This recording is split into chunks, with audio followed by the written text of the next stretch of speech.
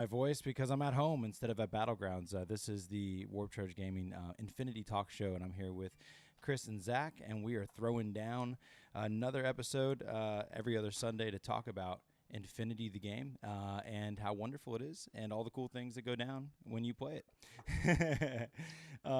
Yeah, so, good to see you guys, and hopefully we see some friends out there. I see some people joining us tonight. That'll be fun. But yeah, the last couple weeks, we like to talk about what's been going on the channel. We do bat reps.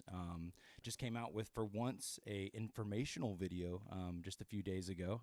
Right before playing a battle, I was just like, this topic's on my head, screw it. And I just turned on the camera all caffeinated and like ranted for 35 minutes about this video I had in my head. I don't know. That's George. Yeah.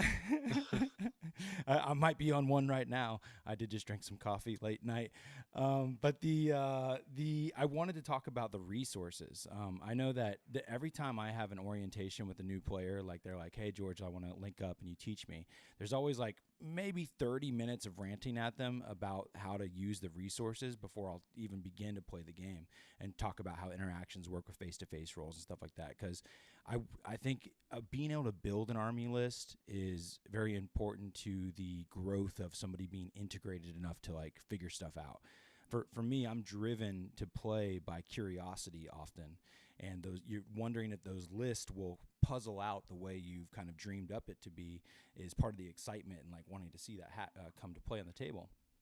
And so I try to infect somebody with the knowledge of how to build a list before you even almost get into game interaction, and just how to study what the rules are. And that's my favorite thing about Infinity when it comes to a teaching perspective, especially in N4, it's easier than ever.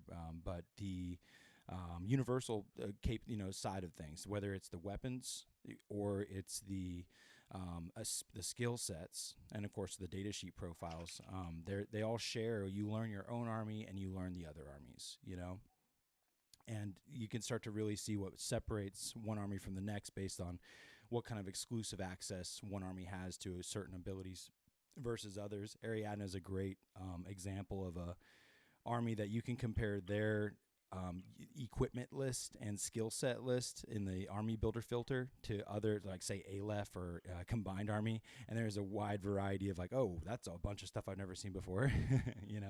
MSV2, MSV3, Ariadna doesn't go beyond MSV1. They have a single hacker, that kind of stuff.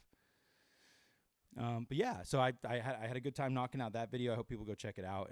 Somebody just commented that they thought it was informative. There's not a lot that just quickly tells you about infinitythegame.com and what is the ITS season 12. Am I just building a list to build a list, or like just kind of I talked about the concept of building your list to the mission and how that's kind of a part of the game. Going to a tournament, bringing 2 lists, knowing ahead of time what the missions are, that kind of stuff. I love that topic just because I feel like I'm still really new to the game, and exploring that stuff and like learning that, I guess getting in a groove of how to digest the game, and like where it started at first, like just little nibbles of understanding. At a certain point, you can open this fire hose and just like guzzle all the awesomeness that is this game. And I don't know, there's a certain moment where it clicked where I could open up other armies and understand what they have access to and things, Yeah, the more you play with multiple armies, the more you'll kind of get an understanding of how their units work. Mm-hmm. Mm-hmm. Yeah, I think you start to appreciate certain things about certain units more and more based on the more familiarity you have with what, like for instance, again, the Ariadna concept. There's only 2 units, Facility and a Vet Kazakh, that has a BS of 13. And I'm not in Ariadna. I mean, because there's Mirage 5, Margit has BS 14, but in TAC, I should say, in Tartary Corps. Where BS 13 and above in Pano is like, oh, we're BS 14, BS 15 on Gen. You can't compare shooting abilities to Pan-Oceania. That's literally their army buff is Sure. they have +1 ballistic skill. Sure. Ariadna's army buff, I believe, is their +1 fizz across the board, I want to say. They also Each, they're each strong army whip. each army has an army-wide buff denoted to them by Corvus Belli. It might be whip because they're whip 13 even on a line Kazakh. Whip 13's average. Yujing has whip 13 as well. Okay. The +1 whip goes to Hawk Islam. Right. Mm. Yep. And the plus to CC used to be Yu Ching. I guess technically it still is. although they don't. Yeah, Fusion except does for have the rebalance. higher. They do have pretty high CC overall. Like all their models have a little bit elevated CC level, And the doctor, which is like the least valuable skill to have in most gameplay. yeah, Doctor +3 is more abundant in Hakasam, yeah, than probably anybody else. I think Hakazan's the only one with Yeah, it. I think they are. Really? I don't think anyone else has any better doctors, so to speak, or advanced doctors. Yeah, there is, of course, Doctor Engineers, and those are sprinkled throughout the game just a little bit. Yep. There's only 2? Is there only 2? And a character. I ran into the other one just Yeah, there's the one in Toha, there's the Sofa Tech, and then what's her name? Oh, right, I forgot Toha had one. Yeah, Dr. Worm, Toha, I can't remember what it's called. Oh my goodness, Dr. what's her Worm, name? yeah. The girl character, the angel girl character for Aleph is a doctor engineer. Yeah, the Aristea person. Yeah, Parvati. Wow. Ah, there you go. Yeah, that's it. There you go. Yeah, I feel like I've ran into that once. Yep. So it's like, I guess that's 4 then. Yeah, it's 4. So, yeah. 2 of which belong to Aleph. There's definitely there's still a very small number 2 of martial arts level 5. That's something that you see sprinkled out throughout the game. Just CC burst 2 and ML, which is what comes with ML5. Yeah, I think there's just only Combined Army and 2 martial arts. Level 5. Who in Combine has martial arts 5? I know JSA has a unit that does it. Oh, I guess he does not take martial arts 5. Norkius just has +1 burst to CC. Yeah, doesn't that's he? right. Yeah, which is not a filter. Yeah, filterable capability. Yeah. I think JSA now is the only one with martial arts 5. Yeah, it's Musashi Musashi and Shinobu. Yeah. Shinobu. Oh, did Shinobu keep it? I'm checking. Yep, she's got 5. There you go. Yeah. Okay. Yeah. Yep. Yeah, I had fun. But I was helping some new players with JSA list, and I was just kind of studying while helping them, and they have some fun stuff in there. Yeah. Yeah, JSA is a bit of a tough one to figure out how to work with. Mm-hmm. Yeah, they got some cool stuff to play with though, for sure. My mind was going places. Pano is what happened when Apple takes over. Nice. So today I just played a demo game per se. It was my buddy's second game, but he's a longtime gamer, so he was very with it. Already had read a lot of information, so it was a pretty good game, all said and done. But military orders. Played my MORATS list that I just recently played military. I went against military orders in the Remote Access League on the Discord Infinity. The game did the round 4 with D. That was pretty cool. Just recently, I'm getting to know D, and he's the organizer and founder of the Discord page there. And we had a really fun game. We were playing Biotech Wars, so that can always just go brutal, bloody, and crazy. It was a really fun match, and the dice really crapped on them, but and also I found that Morats are actually very strong at that mission. I think just by their natural efficiency. I had a core, a Harris, and a duo, and they just link up very easily. And tactical awareness, Strategos level 2, Strategos with a couple lieutenant orders, that kind of stuff. That was Chris and I played the same situation. I played you played some Yujing. What was it, White Banner you played that day? Yeah, it was White Banner. Mm-hmm. Yeah, that was your first tabletop simulator experience. We should talk a little bit about that, Chris. What do you think? First impressions of getting in there, getting a game going? I like it. I think the only thing that is kind of annoying at times is getting the camera angles where you want them so you can see stuff. You kind of I tend to look from my perspective of my model up, but most of the time it's easier to look from the opponent's down. If you have if there's any elevation at all, you got to look from the top down to see if you can see the models and things like that. So, camera controls. By the end of the game, it was fine, but starting off, I'm how am I seeing all this stuff? So, yeah. Overall, I think it does good service to Infinity. It's to me, it's totally playable. I didn't feel like there was anything lacking. Yeah, you have the experience of playing the game, right? I thought it was cool when we pulled out your models. Yeah. I hadn't pulled out any White Banner models before, and I was like, oh wow, these are really painted really well. They look great. Even though they're virtual, right? They were still well painted models we could admire. It's kind of just like real life. we Yeah. we got to get some. We got to. No issues. I might. Yeah. I would might try and make some of mine 3D. I would love that. I'll help you do it. I mean, you probably have. If you don't have a camera, I do. But I would love to see both y'all stuff come into a 3D world. I know that's one of the things that Zach's got conversions and whatnot, and it pains you to play other people's models when you got cool conversions and whatnot. It'd be cool to get your models in there. But I'm going to get my vaccine here soon. I'll just go play at the shop. That's what I'm saying. That'd be great too. That would, and thank goodness that's. I mean, that's diabetes coming in to save me. Yeah. Never said that before. Oh man. Nice. Yeah. Eric says he. Yeah, I think the good thing about. Go ahead. Oh, I was going to say, the good thing about Tabletop Simulator, though, is it does let you get those games in internationally with people you could otherwise never play games against. Mm-hmm. Yeah. So I definitely think there's a lot of, and you can get international tournaments a lot easier. Not trying to dissuade people from going to, other countries, but logistically, it's kind of hard to do. Yeah, I played one guy in Britain and one guy in Russia, and that was absolute hell to schedule. Also, Nate, sorry I missed your question earlier about the Nomads Plus. Yeah, I don't think they have a Plus anymore. Their Plus used to be the only faction with Hacking Device Plus. I believe the faction bonuses have sort of gone away since N2. That was sort of an N2 thing where each faction had their Plus. Yeah, I'm looking in on the comments here too.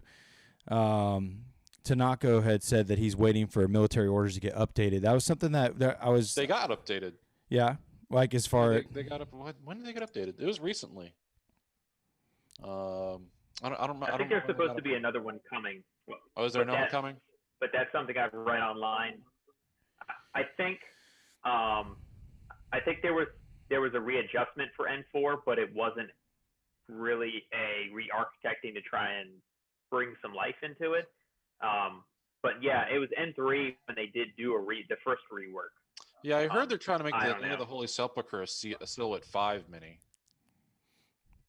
Yeah, that'll be interesting, I suppose. I see the update. They have not figured out what they want to do with that guy. He's a really cool profile, but they can't figure out what they want to do with him.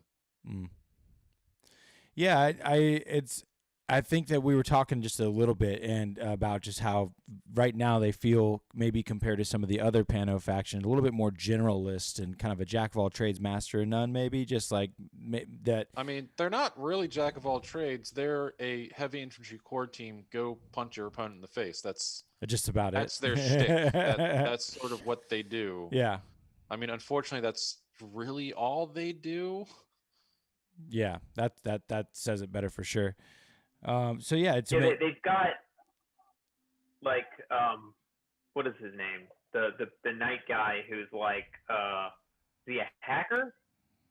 And he's Father DeFerris. I think like one of the few WIT 14 guys in there. Yeah, DeFerris. I mean, he's good, but he's also he's pricey.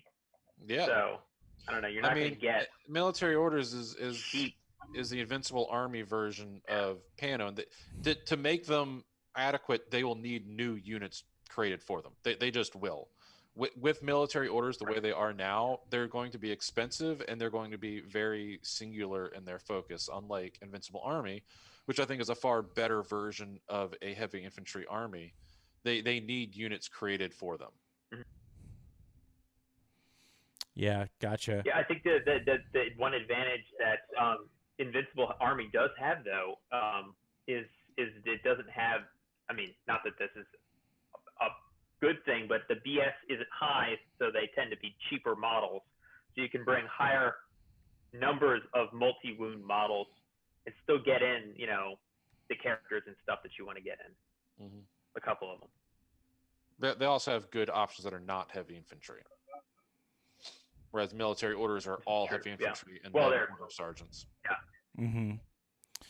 Yeah, it's interesting. It seems like they do really strong on pretty head-on missions for sure, but it seems you get one opponent with some EM ammunition though, and they are just done. They're dunzos. Yeah. They have no answer for it. They're just done. Yeah, that's a good point. Today I had on. I never threw it, but I had on yacht with the EM grenades, and it just like felt like I was like, all right, so I know it's your second game, but let's talk about what the isolated states means. Yeah. Let's talk about how heavy infantry interact with EM weapons. Don't interact with EM weapons. And by the way, this is a spec fire. Stay away. Oh yeah, and by the way, I'm spec firing this, so have a nice day. And I'm in a 5-man link. Yeah, it could get bad. I think you got that 6 sense level 2. Let's see how many times you can roll successfully. Yeah. Yeah, it's I feel like just for funsy, because fresh in my mind today, as I played this person's second game, some trends come up that are usually like one of the first things someone does that like they learn from is putting the wrong pieces on defensive ARO. Especially when it's like immediately you're like, let me tell you about who needs to be the link team leader on the reactive turn versus the active turn. And, if you're going to put this guy standing out on ARO duty, you don't want to be the link leader because then you're going to just lose the link, and like we were comparing, like he had an MSV2 sniper that was like 34 points. And then he had a 16-point heavy rocket launcher. And that existed in the 5-man link. And I'm like, or 15 point. And I was like, yeah, see that 15-point guy? Like, that's awesome to put on, ARO duty and not worry about getting shot. This 34-point guy, it's the thing about the active player can always set up the better modifier. And it seems like combat-wise, when you're training somebody how to fight good, they need to really learn how to set up those modifiers. And, sometimes you don't have to fight head on like that. There's lots of, side ways to go about it, of course, too, like speculative fires and throwing smoke down and shooting with MSV and stuff like that. But I think becoming comfortable with your range bands and when you're building a list and kind of recognizing who are your 32-inch range band shooters. Do you have any? You don't necessarily have to, but that's something to recognize. And, especially when you're putting things on ARO duty, you don't want to put them at where they can get set up to be at a bad range band. You don't have to set your arrows up to fire across the board. You can set up the fire lanes. Exactly. You don't have to take the sniper tower. Take the little alleyway that's next to the sniper tower. Yeah, and sniper towers can be a trap. I'm in love with shotguns. I mean, and N4 shotguns if you just hit corners right, you can totally guard your backfield with just chain rifle shotguns. Yeah, the N4. Cheerleader weapon or banner weapon can be the shotgun. Mm-hmm. It is so N4 good. Shotguns. Yeah. I mean, heck, those the damage 14 is no joke with a couple templates. Mm-hmm. And man, today that Pano player, he had a boarding shotgun inside that link, and he was firing 3 templates out of that thing, and it was pretty gross. It's not to be joked with. Boarding shotguns have become so much more dangerous. Mm-hmm. Especially with the split firing capability. But yeah, putting the wrong stuff on ARO is usually a bad first step, and then recognizing that the active player is going to be able to to manipulate the modifications for the best opportunity to kill you.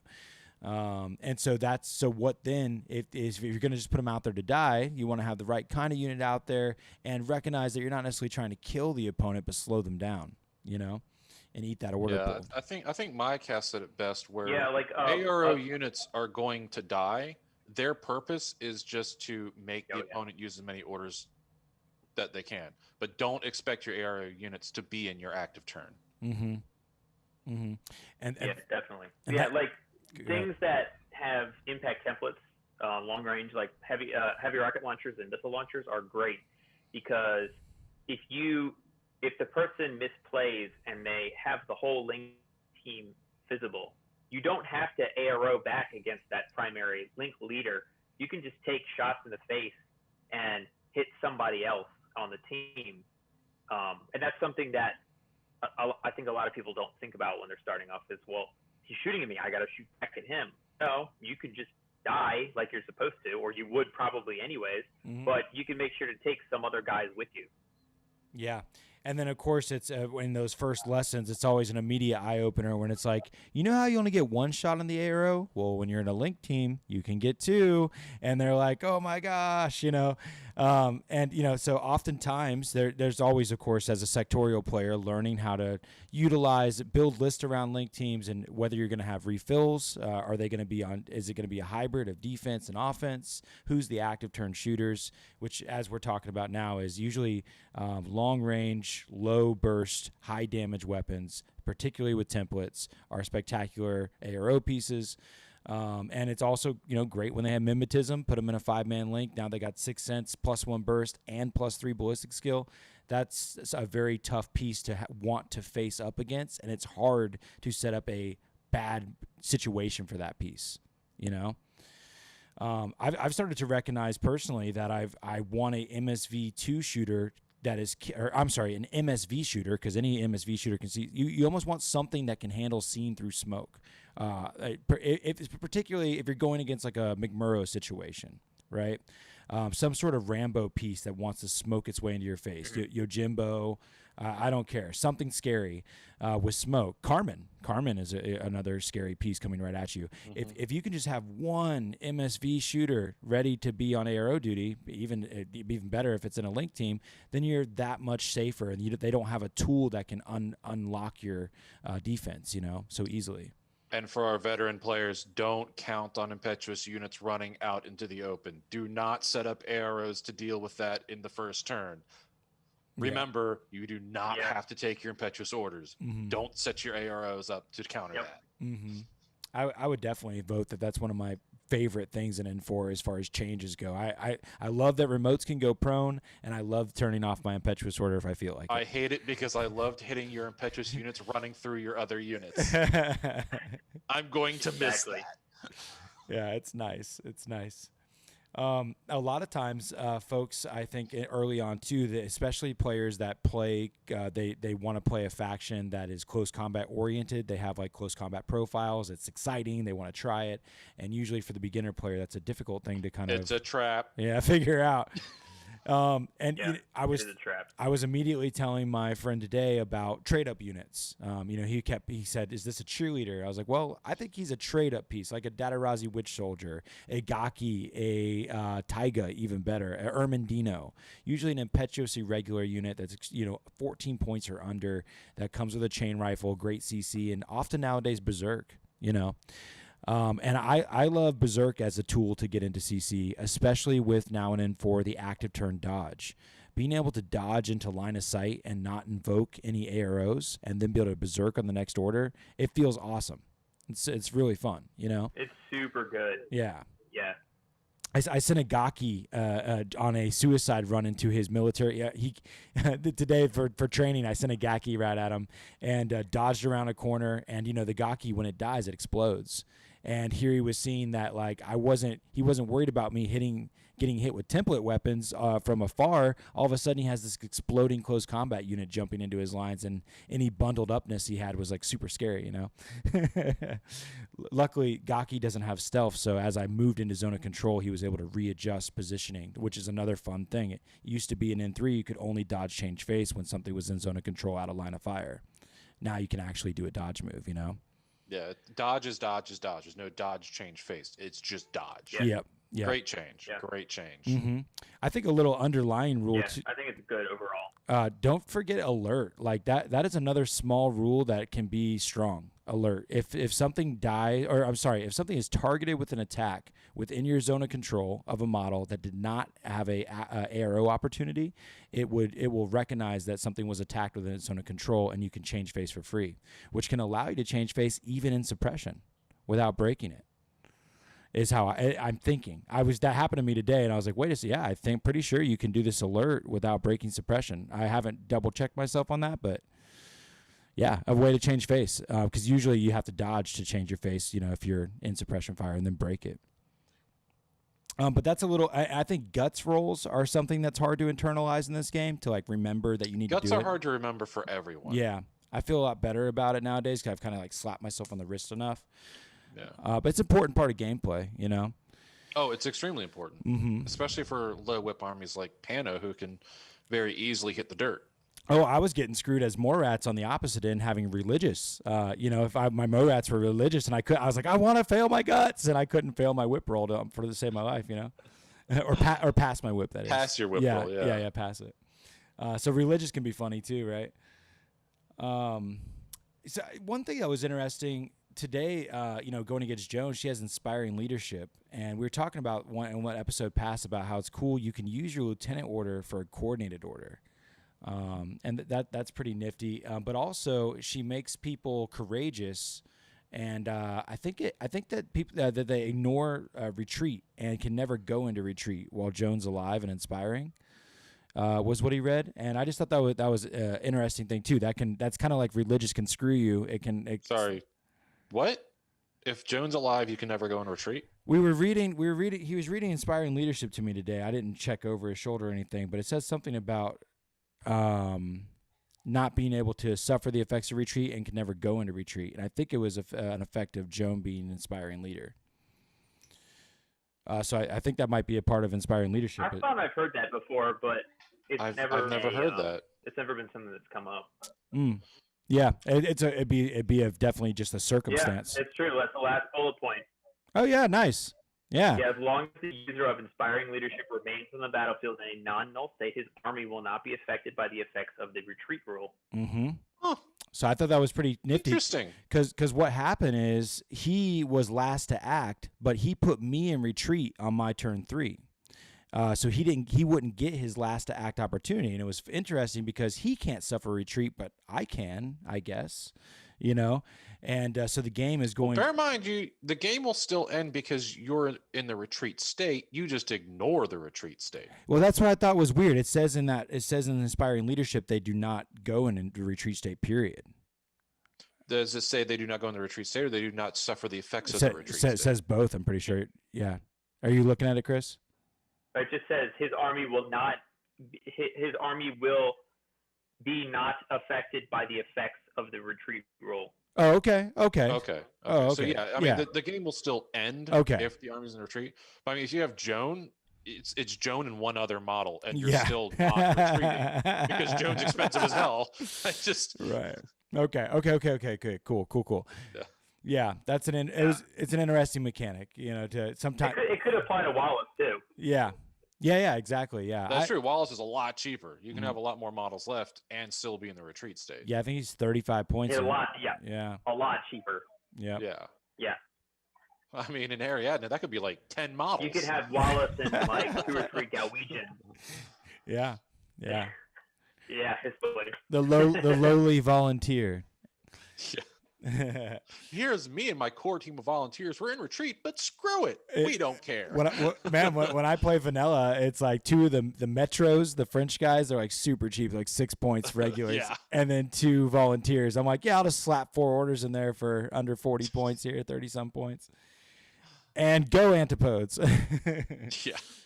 I love playing. I've something. Yeah. I did not care about vanilla Ariadna before there was Barapodes, because before those damn Barapodes. I would look at vanilla Ariadna and I was like, I'm practically making a tack list here, and then I would just go play tack. How do we get more people play Ariadna? Werebears. Got it. Yeah. Yep, and I gotta say, I'm a huge fan of the Unknown Ranger. It has taken the place in my heart of the Vet Kaz. He's done so much work for me in my games. I love that he's a specialist operative, the MSV1 and Mimetism. It is awesome to have MSV and Mimetism and be a wildcard linkable character. All of US Ariana's dreams for the last 10 years have finally come true. And an AP Spitfire. Yep. He is so good. And he's a CC badass. Yeah. Martial arts, Natural Born Warriors, CC 23. Good. Armor 4, what a freak show. I love that guy. Yeah. And 4 has been Christmas for so many people. Yep. Tanaka's been talking to me via Discord, and the walking war crime. Yeah, he's been in so many ways. Oh man. You were probably on the post when we were talking about the Barapodes background. Yeah, there's so many war crimes. I love it. I was curious, could you tell just any general summarization of the different sectorials of Pano, and like I just don't know the lore very well, right? So like I always come into it totally babe in the woods here, but I got a general idea of like what Pano kind of represents inside the universe, but the different sectorials, I was like, you got military orders. Pano represents end stage capitalism. Mm-hmm. Okay. But like Varuna and these different ones, are they different sectors of like the military force kind of thing? Well, Varuna is a planet. Okay. And Svartalheim is a planet. Too. Yeah, they're different planets. Okay.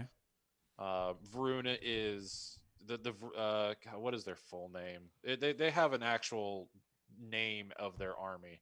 But the Varuna sectoral is the armed force of the Varuna planet. Okay. I got it right here. It's the immediate reaction. Varuna, the immediate reaction task force or something like division, that. Division. Yeah, and then the Svartalheimen one, what is it called? Winter Force. Winter Force. Yeah. Winter Force. Winter Force. Win for. Are the Svartalheimen armed forces. Is that a planet or like Svartalheim? Yes, Svartalheim is a planet that is currently contested between Yujing and Pan-Oceania. And that's one of the newer sectorials of Pano, right? So that was something that's like a recent development within the story. No, it is not. It came out with White Banner. It's been an issue. It's been a huge issue for a very long time. See, I'm totally clueless to that. Yeah, that's awesome. It's just they took a while to actually making their armies. But yeah, it's Winter Force versus you said White Banner, was it? I think it is. Mm-hmm. Yeah. Yeah. Yeah, that's the most recent box you can get. Yeah, it's the most recent box with a very, very long-standing issue. Now is that one of the operation boxes, as they say, or so that I saw someone post on. I thought this was super cool. Most recent one. Like on the WGC Infinity Facebook, how somebody made a point that all the different operation boxes are actually the NA2 factions, where it seems like it's a faction on faction box that you split with a friend. It also is just a perfect NA2 box for a particular. Yeah, I thought that was pretty cool. They all feed into NA2 armies. That's pretty awesome. Which one? Quite on purpose. Which one do you think Winter Force and the White Banner one makes? White Company. Oh, cool. That is White Company. That's awesome. I think that's really neat. I didn't know that, and I was just like, oh, that's so eye-opening. I think in lore, White Company is supposed to be more or less than just the one Dynavos hacker, but no, in lore, White Company right. is follows along the lines of the historical White Company, where it's just a whole bunch of people who are like, you're not Pano, you're not Yujing, you're a mercenary, deal with it. Yeah, I mean, they're probably already dealing with it because they went there anyways because they want a job, but. So I mean, it is Pano and Yujing forces working together. So I guess I got another question now then. So Pano, if like Varunan's a planet and like Pano's not like it's the human race, right? They're humans, right? Like and like is normal people that aren't like the military or the guys with the guns, are they like living on these planets with the rest of them? Okay. Yeah, the planets are colonized. Varuna is fully colonized. Svartalheim is colonized with several cities for each side. And so just along a demilitarized line. Right. These are the soldiers coming from these planets, and they're it's the soldiery that is on the planets. Yeah. Would all of humankind that doesn't like associate with the other factions, are they basically Pano at that point? If you're not Yujing, if you're not Ariadna, if you're not Nomads? Pan-Oceania is Pan-Oceania. NA2 are the non-aligned factions. Yeah. So I think we only have the Japanese secessionist force as an actual nationality. I think. I can't think of any other that is another nationality. Yeah, I think that is. Most other non-aligned nationalities are still on Earth. Okay, gotcha. And like Russia, America, they still exist. Yeah. They're just third world hellholes right now. And Pano is like nowhere to be found around there? Or do they go around there? Pano's still there. Pano exists in some capacity. It's just their capital now is on Neoterra. Oh, gotcha. They're still like policing people around kind of thing? Or is the capital of Yujing is on, what's their planet called? I don't remember what their planet's called. Where's Yutang or Yutang? Yutang, something like that. Pootatang. Where's O12 live at? O12 is located on Concilium. That's their planet. And so they're not. Concilium is kind of like Coruscant. No one controls it. It's just neat. A big. So O12's not cruising around Earth, slapping around the poor third world people left there. They're just the poor people. They have offices on Earth, yeah. Everyone will be controlled. Everyone will be controlled under the fists. Interesting. Yeah, Eric. It's more like Washington D.C. No one controls it. It's just the O12 planet. Everyone goes there. It's the UN. It's a big planet devoted to the UN. Yeah, that's neat. And I guess just to help people out while we're on this conversation, I know Tanaka has a good point where the Knights of the Holy Sepulchre actually are guardians of various religious and reliquary areas on Earth. Oh, cool. Jerusalem is under the control of Knights of the Holy Knights of the Holy Sepulchre. And is it in the attached book, like you have the rules and then you have the lore that you get in the N4 book? Is that pretty much like cover a lot of this backdrop, or is it? I don't remember where I read that. So I don't think it's in the core rule book. I feel like the lore feels a little... Or the core lore book. I mean, not like I've gone looking for it, but I still find that people that enjoy reading the lore always tell me it's kind of elusive to find, and I'm like, where is it? No more elusive than Warhammer 40K, honestly. Fair. Fair. I mean, it's out there. It's in a few books. It's not as detailed because we don't have nearly as many fluff sources as Warhammer 40K does. Mm-hmm. Warhammer 40K has a ton and Warhammer of fluff 40K has like novels and things. Yeah. Warhammer 40K has a ton of lore, but it's really built out through their novels that exist, and it's been around longer and has put its licenses out to more people than Corvus Belli has. Corvus Belli is just now tipping their toe in giving their licenses out to folks to write on. Mm-hmm. Mm-hmm. It'd be pretty... I'm trying to think of some...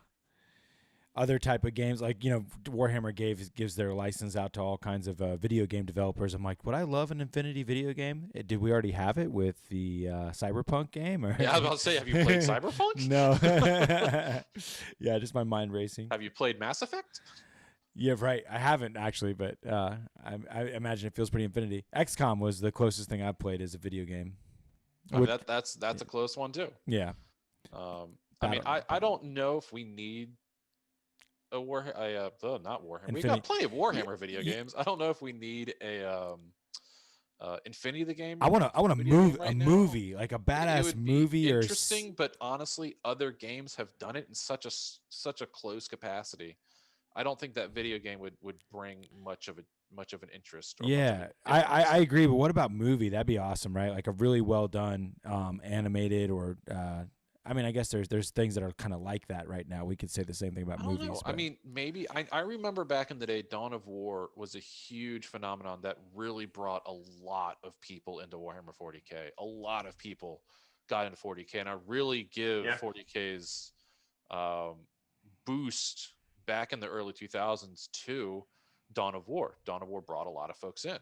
I don't know if we can see that phenomenon so much with Infinity the game. Because it's not as different of a genre as Dawn of War was to other games back then. Mm-hmm. Yeah. I would like to see them try. No, Eric, no one knew about Chaos Gate. That did not exist. No one knew of its existence.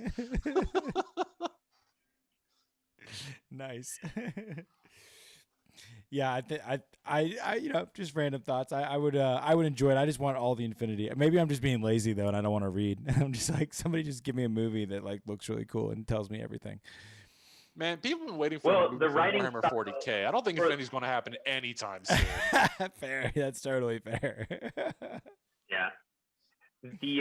The writing style of the Infinity lore is like news bulletin broadcast excerpts for the most part. Someone is either speaking in a positive light or a negative light against the lore that you're reading about. A lot of the time it'll be someone from Concilium or some Pano news guy slandering Yu Ching, or Yu Jing speaking positively in favor of Yu Ching, or someone else. It's kind of, so it can be a little weird to read sometimes, and like, wait, why is this his thing section? It's very negative to Yu Ching, but it's also speaking about ruthless they are, how ruthless ISS is, for example, and that kind of stuff. So, reading to be fair, is fun, but it can calls also be ISS ruthless. Everyone calls ISS ruthless because they are. Nice. ISS probably calls themselves. I think it comes more down to like how the Helot lore is written, where Pano will say, yeah, we uplifted them. We really gave them everything they wanted. And you read the lore from another perspective, it's like, oh my God, they're slaves. You mean Toha? No, Helots. All of the non Toha races that are in Toha. that is true. I mean, the Toha one is also really bad. It's very similar to the Helots. They're like, we don't like you. We're just going to change your genetic code. You're ours now. Oh man. Mm-hmm. There was Pretty much. Was it I think somebody was, because we were talking about how those operation boxes are NA2, but then isn't there like potentially a O12 and Shazvasti fight or something like that? That's is that the most recent one? No, that's not the most. Because I think there was one that didn't fit the mold, and it was like, I think it was O12 Shazvasti, and it'd be so cool if that did not fit the mold. Wouldn't it be cool though if that was actually a real sectorial? I would love to see some EI Splinter sectorals. Yeah, that would be pretty cool. Some EI Splinter sectorals for both for and against. Some human towards EI sectorals, like Combine Army human factions, and then of course Shaz Splinter forces would be really cool too. I would love that. I would love that too. I'm saying this with the caveat that I do not want to see any more sectorals this year or next year. Lay off. I knew that was your opinion on that, but but you can't resist because that would be so bad. I can't resist. There's a lot of really cool sectorals that exist out there. Yeah, from a fluff perspective, that don't exist in a rule perspective. Right. Yeah, that'd be too cool. Hey, man, they want to keep the money coming in. Yeah, I would just like to see more. I don't know, content.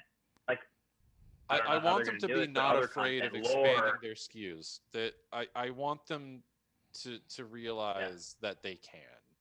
I understand their perspective from a hobby store perspective that keeping their SKUs lower means more of their items can be on the shelf, but also they need to get to a point where it's like, guys, you're starting to become a big fish. You need to realize that, expand.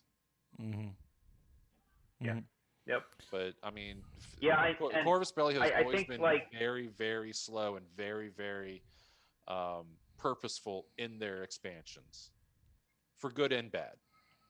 Yeah, I would say you can stock Code 1 and maybe find Infinity Game entry level boxes as, the starter boxes, not individual blisters, and stock the big boxes, for example, in hobby stores. And as the game grows in them, you can start bringing more blisters in potentially. But I don't know. I feel like that's a good alternative, but I don't like.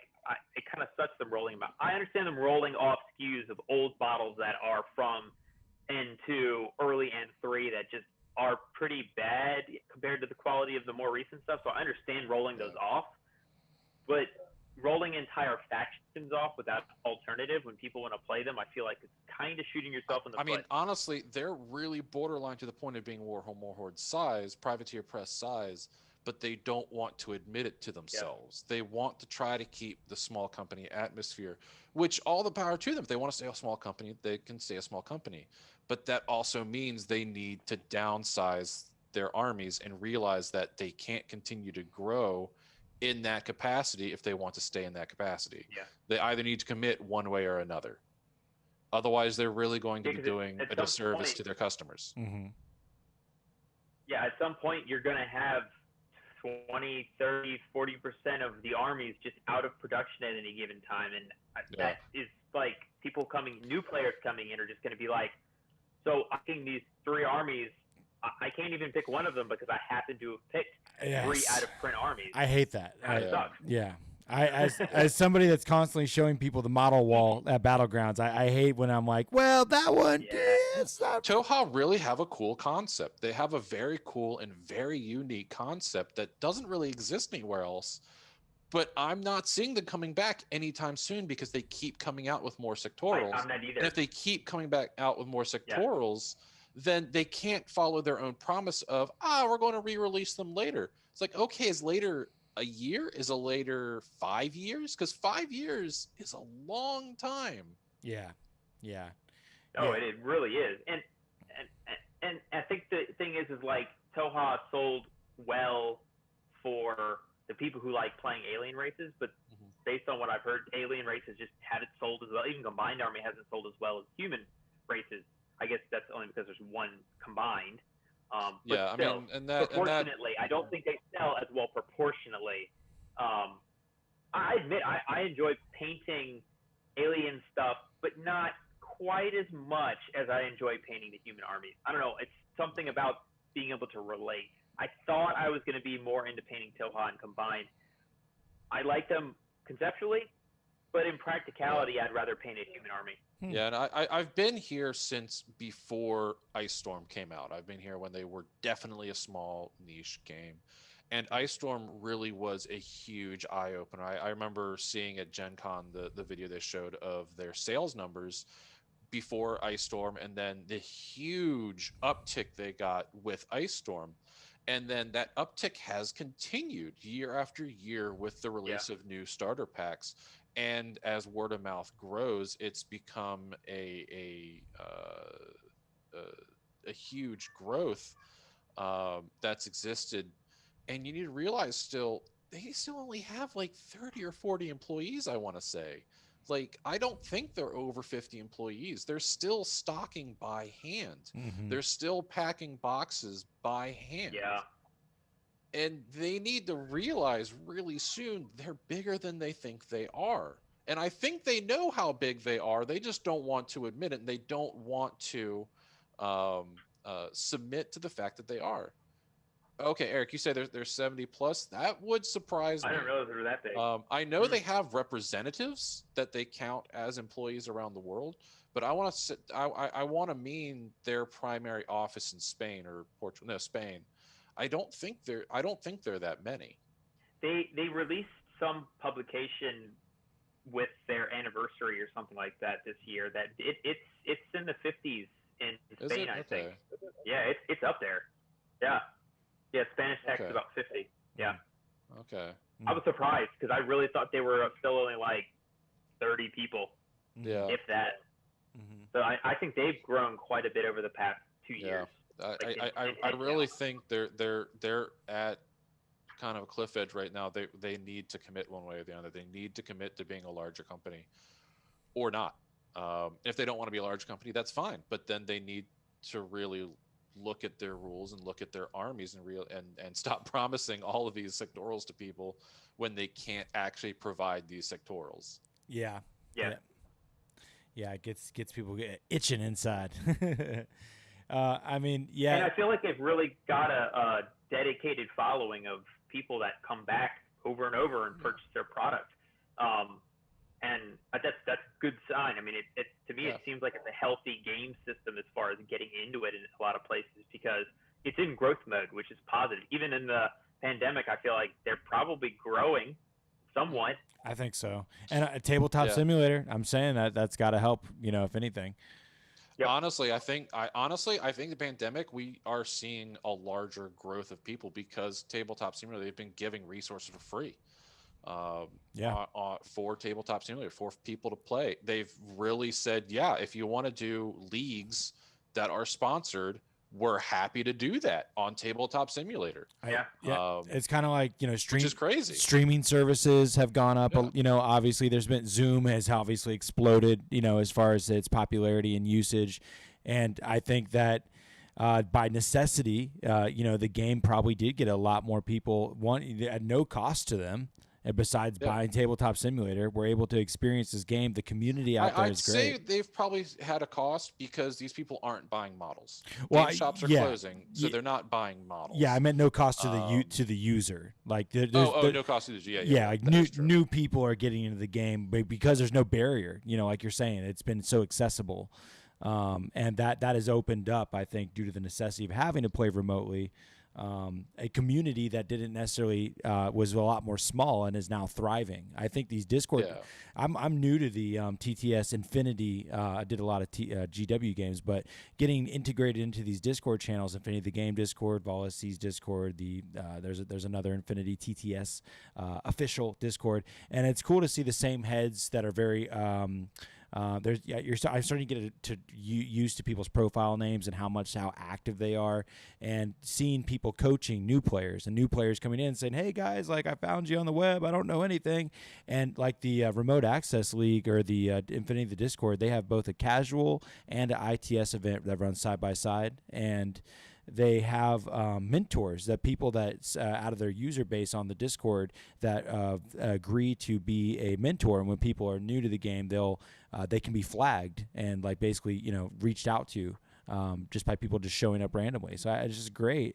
Yeah, Tanaka. Yeah, I think I agree. I think I'm thinking that the TTS and COVID may act as a slight Dawn of War effect for Infinity the game, where folks are like, well, this is easy. This doesn't cost me anything. I'm stuck in quarantine anyways. I might as well learn this game and play it a little bit on TTS. And that may hook some people. It may be a diversion for other people where it's like, okay, after quarantine, I don't really care anymore. Cool. But for others, I think it may be a hook into the game. I'm hoping for better, or I'm hoping for better. That we will see more people because of TTS. Yeah, but we'll see. I mean, we'll have to see in long term how this affects. I was just imagining a kind of a ripple effect situation. Yeah. Like I just saw somebody at the WGC Infinity page. They said, "Hey, I'm from I just moved to the Tampa, Florida area. Is there any players out there?" And like immediately somebody's like, "Here's the Tampa War Corps," and whatever. There may be more instances in the future where somebody moves to an area, says, "Hey, at the local game store," or just on the Facebooks, "Does anybody play?" And people are gonna be like, "I play on TTS," and next thing you know, people are playing in person together. Yeah. And I mean, again, coming from before Ice Storm, there was no real community page. I mean, they existed. I think WGC existed at that time, but saying, "Hey, I'm going here. Is there anyone for a game?" Crickets. They just wouldn't exist outside of major populated areas. Mm-hmm. But now you're going to get a response within 24 hours of, "Hey, this person exists. Hey, this person exists. This store exists. This store exists," which is wonderful. Mm-hmm. We're at that point now where word of mouth is huge. Yep. Which is great. It's wonderful. We are definitely at that point now where it's becoming far more of a recognizable game. I mean, I know even in just my own, I play all the time, but I'm like, I want to play so much, and people can only play so much, especially right now. And it keeps me engaged in the game. It keeps me constantly excited because there's always a game to be had. So it even keeps veterans that have people to play with engaged. Yeah, and I also want to make sure with a caveat that the Virginia, Maryland, Washington area is definitely an outlier for how Infinity the game plays. You've got an area in Arizona, you've got San Diego. You don't have places much like this anymore where we can go to 3 different ITSs within a 2-hour drive. Mm-hmm. That's very much outside norm. Yeah. We're very blessed in that capacity, but we do have rose-tinted glasses in seeing growth and amount of players. That's fair. Yeah, I definitely have seen people, tell the story of there's nobody in their area to play, and we've got 2 or 3 guys. Yeah, and that's it. We have to drive 8 hours to get to an ITS or a tournament. Right. Whew.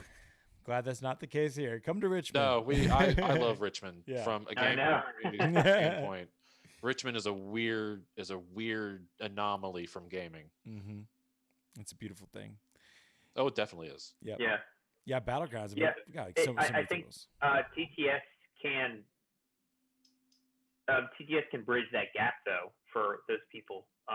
And while they may not buy the product or as much of it, if they still like hobbying, they're going to buy the product, but they can still get the outlet of playing the game in a community online. And one more person just to be talking about it online. Mm-hmm.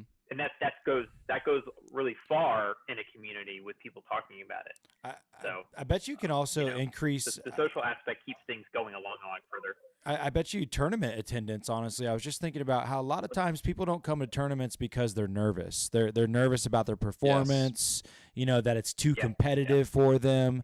And a lot of people are cracking the ice in these TTS events and starting to see what it's like to play in these events. I think we could see there's positive effects in our tournament attendance, going forward.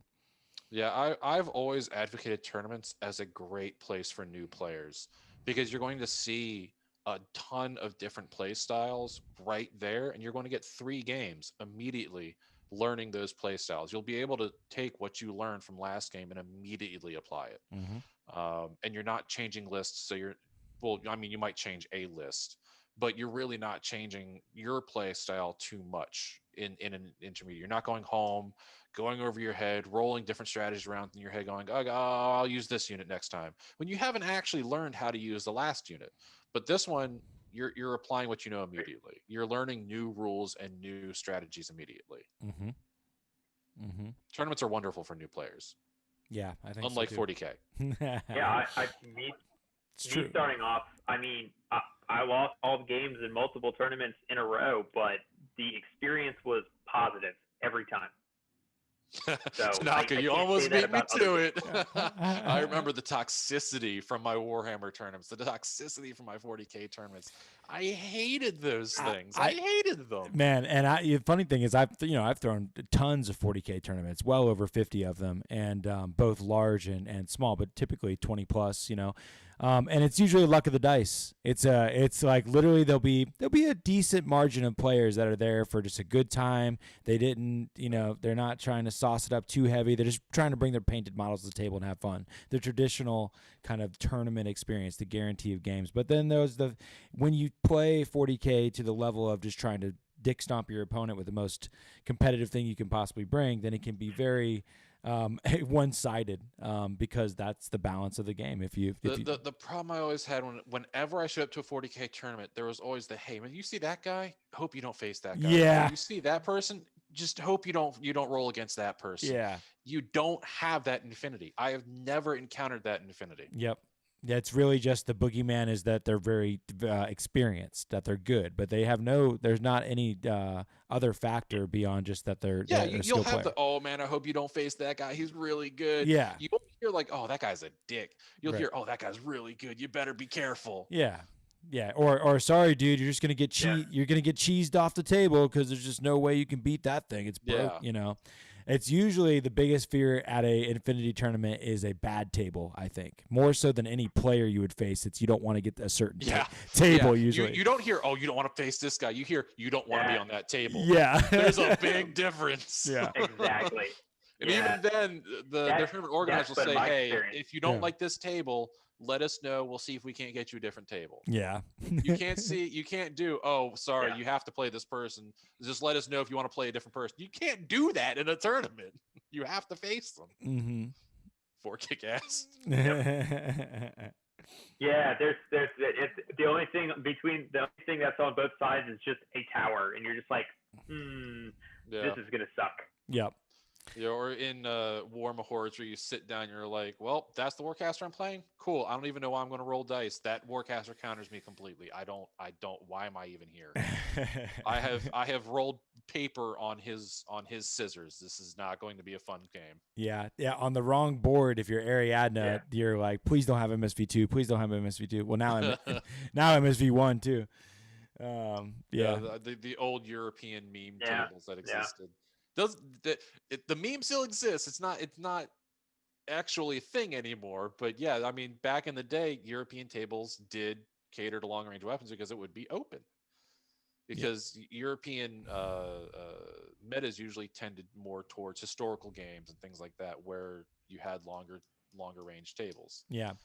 So that sort of came into Infinity for a little bit. It's not a thing anymore, but it did exist for a little bit where it's like, bring an HMG because that's all you're going to use. If you were at an event, do you think would you have any preference for a table that has buildings that have interiors? Do you prefer your buildings to have interior or not? I love interiors. Yeah. Remember that table that Ross brought that one time where it was all interiors? It was a big fight around I do. Interior table. That was so a courtyard cool. Almost. I mean, there was kind of a courtyard, but it was still like a tower in the middle. It was all tunnels. Yeah. I've never got to see that. Cool. So cool. He sent me a link to what that looks like from I forget what company that was. A while ago. Were you even playing then? No, but I think he still has that. Doesn't he still have that terrain set though, right? Yeah. He still has a nice terrain set. I don't know if it's that very one. That one was. That one was an interesting one because I think there were a bunch of tags that time, and that didn't. You basically had like 2 spots to deploy it, and then it wouldn't move. Yeah, I think I remember one of the games turned out basically everyone just fought around the outside because no one wanted to go inside. The one person that made it inside just went inside to get to the courtyard area, which is back outside. I like what Eric said there because it's so true. He's like if they're not easily like accessible to get to the interior, you're basically just constantly playing on square hills. Because today, like at the moment that there's a second story on top of the building and you have to take the second story off plus the roof to access the bottom floor, or there's like a bridge you got to take off, then people start just like, okay, my guy's on top, but he's really in the bottom. And it just becomes your guys are all floating around with abstract. I like built out interiors. Yeah, actual interiors is really cool. I agree. Big garages and things that you can fight in. Yeah, I agree. Yeah, and a lot of the ones that we have at Battlegrounds are they actually have, I think the ones Brad got where there's walls inside. Yeah. Which divides the interiors up even more. I like that. I do too. Definitely adds a lot. I do too. I really prefer that. I like the main reason I like interiors is often when I'm taking a obvious lieutenant that I want to not get killed or hide, or maybe like if I'm taking a antipode controller, like a control what is that thing called, assault pack. I don't want the controller to die because then all the dogs turn off. So being able to like put it in a second story inside of a building, just like totally not going to get touched with being surrounded by chain rifles. The controller could die. They won't turn off. No. Not an assault pack. Peripheral control. Is that a new one? It's peripheral controller. And if the controller dies from a peripheral controller, then they turn off. Pretty positive. That's how the antipode rule worked, but of course that's different. But yeah, pretty sure. Yeah, that's how the puppet masters work, and they use perimeter. Yeah. That's our peripheral control. Yep, same thing. If you take that puppet master out, the bots are done. Exactly. Yeah. So it's real critical not to lose that controller, and that's what's so silly about the Polaris Bear team because it's a duo, kind of like the K9 unit. But they come as you buy them as a pair, but they're totally individual, and the thing's named controller, but it's not a peripheral controller, which is weird. I feel like that profile's broken in some way. Me too. It doesn't make sense for its points cost. It just doesn't. Yeah, it does. It's like I am just a better bear in all regards, but also none of the detriments. Yeah, but I'm cheaper. Yeah. Well, what? Wait. It doesn't make sense. 1 + 1 is 5. Yeah. Got it. It should honestly operate like the K9 unit, or at the very least like the assault pack, I think. Yeah. Eric says viral still works great. It does, indeed. I mean, that's great. That's wonderful for all of the 2 armies that have viral. Yeah, pretty much. That's good.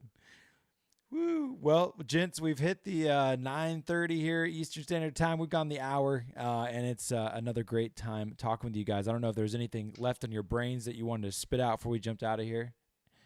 No, we definitely went off target there for quite a bit of it. I love it. I think we had a good hangout. Yeah, Eric Hakazlam, that is the king of the factions. If you truly want to be the heroes of the human sphere, play Hakazlam. Be the hero that humanity deserves. You be quiet about Yujing. If you do Yujing, I will drive to your house and slap you. Yujing number 1. Yujing number 2. Because they are a number 2. 1. Oh my gosh. Number 1. Who let the dogs out? Get back to us when your doctors are good. I got the diehard diet. See, check this out. Get back to us when your doctors actually go to sleep.